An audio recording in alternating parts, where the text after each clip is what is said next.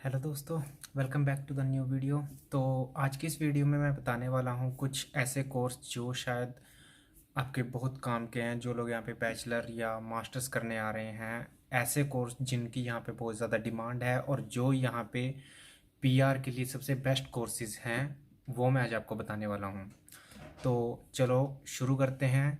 और ऐसे कोर्सेज भी बताऊंगा कि जिनको आप वहाँ से तो लेके आ सकते हो, क्योंकि आपकी स्टडी उन एरियाज़ में या एक्सपीरियंस उन एरियाज़ में हो सकता है। बट यहाँ पे आके आप स्ट्रेट अवे तो नहीं, बट आफ्टर 6 मंथ की स्टडी के बाद, क्योंकि आप वहाँ से 6 महीने या 1 साल की फ़ीस भर के आते हो, तो वो करने के बाद आप यहाँ पे पीआर वाला कोर्स ले सकते हो। और उसकी रिक्वायरमेंट भी बताऊँगा, बैंड्स रिक्वायरमेंट और स्टडी रिक्वायरमेंट जो जो भी हैं।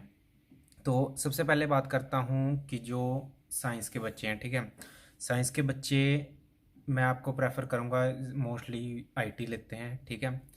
तो अगर आपने वहाँ पे मतलब कि साइंस की है +2 में, ठीक है, तो कोशिश करो कि किसी मेडिकल हेल्थ के कोर्स में या नर्सिंग के कोर्स में आओ। बैंड रिक्वायरमेंट ज़्यादा होती है, फीस भी थोड़ी ज़्यादा होती है, बट यहाँ पे नर्सिंग में या मेडिकल हेल्थ साइंस में स्ट्रेट आवे पीआर है। आपको कोई एक्सपीरियंस शो करने की ज़रूरत नहीं होती और कुछ भी करने की ज़रूरत नहीं है। आपने सिर्फ पढ़ाई ख़त्म करनी है, उसके बाद आपकी कॉलेज प्लेसमेंट करेगा और उसके बिहाफ पे आप पीआर अप्लाई कर सकते हो। तो दूसरा जो कोर्स है वो है हमारा bachelor of community service and bachelor of social work, ठीक है।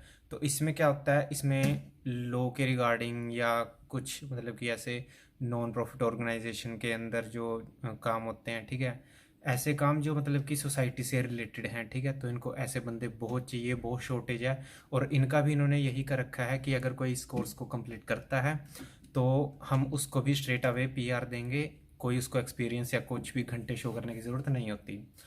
उसके बाद जो कोर्सेज आते हैं वो हैं एग्रीकल्चर से रिलेटेड। अगर आप एग्रीकल्चर से रिलेटेड कोई भी वहाँ पे आपने कोई भी स्टडी किया है, बैचलर या मास्टर, तो आप उसी फील्ड में यहाँ पे आके भी सीधा पीआर ले सकते हैं आफ्टर स्टडीज़, ठीक है।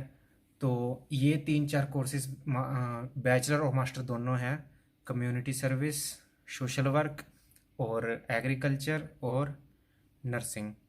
तो ये कोर्स हैं। और एक जो सबसे इम्पोर्टेंट कोर्स है, दो और कोर्सेज हैं।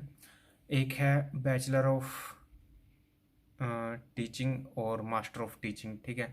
ये दोनों कोर्सेज अगर आपने इंडिया में बीएड एमएड कर रखी है तो आप इसमें सीधा अप्लाई कर सकते हो और यहाँ पे आके स्टडी ख़त्म करने के बाद आपको सीधा पीआर अप्लाई करने का मौका मिल सकता है, ठीक है। तो चाइल्ड केयर और मास्टर ऑफ टीचिंग को भी आप कंसीडर कर सकते हो स्ट्रेट अवे पीआर के लिए। तो ये जो कोर्सेज थे, इनमें आपको कोई एक्सपीरियंस शो करने की ज़रूरत नहीं होती। आप क्या कर सकते हो कि आफ्टर स्टडीज़ सीधा ही पीआर के लिए अप्लाई कर सकते हो, ठीक है।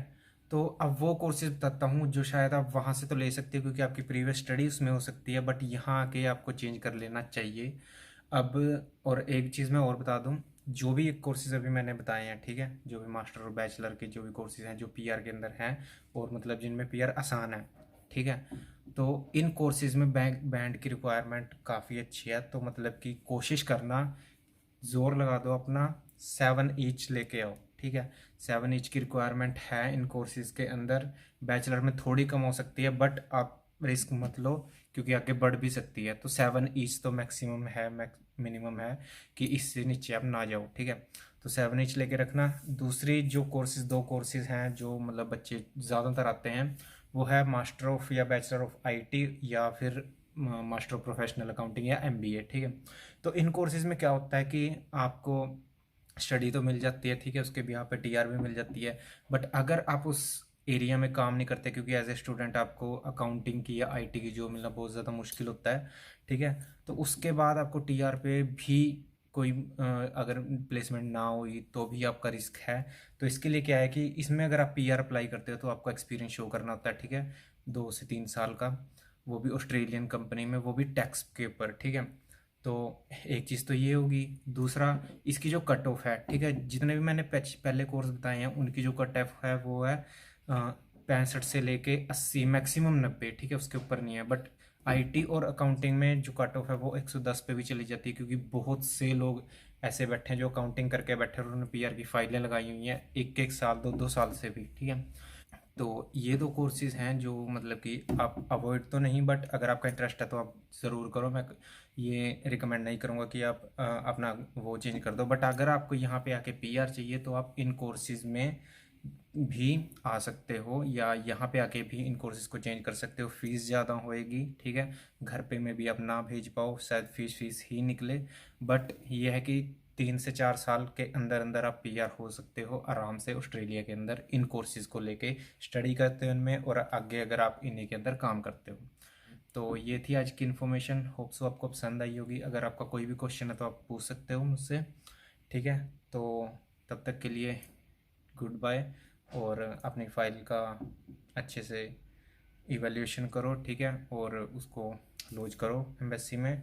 होप सो आपका वीज़ा पक्का आएगा। Bye, thank you.